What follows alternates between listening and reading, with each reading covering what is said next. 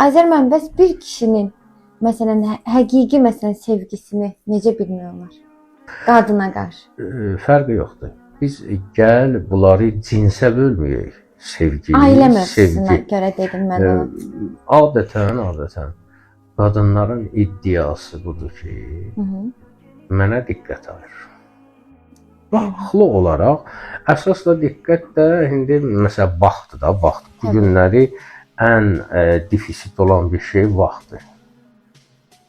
Mənə vaxt ayır, mənə diqqət ayır.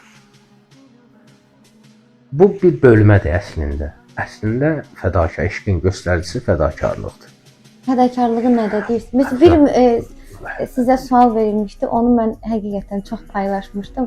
O qədər içdən onu düz deyirsiniz ki, yəni bir qadın olaraq bunu təbii ki izah etmək istəyirəm. Dediniz ki, fədakarlığın içində qadına diqqətdir, bilməlidir ki, yəni qadına nəvazişdir və qadının öhdəliklərini yerinə yetirməkdir. O öhdəliyi də hətta açdınız, belə danışdınız. Bəli. Həqiqətən də yəni mən düşünürəm ki, bir qadın olaraq onu çox düz vurğulamısınız.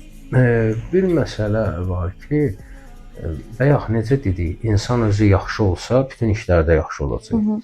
İnsanın fədakarlıq olsa canında, fədakarlıq nə deməkdir? Yəni egonun olmaması. Bəli. Özündən, yəni özünü sevməməsi düşünürəm. Bəli, özünü sevməmək yox, qarşısındakına bəli, dəyər vermək insanın fədakarlığıdır.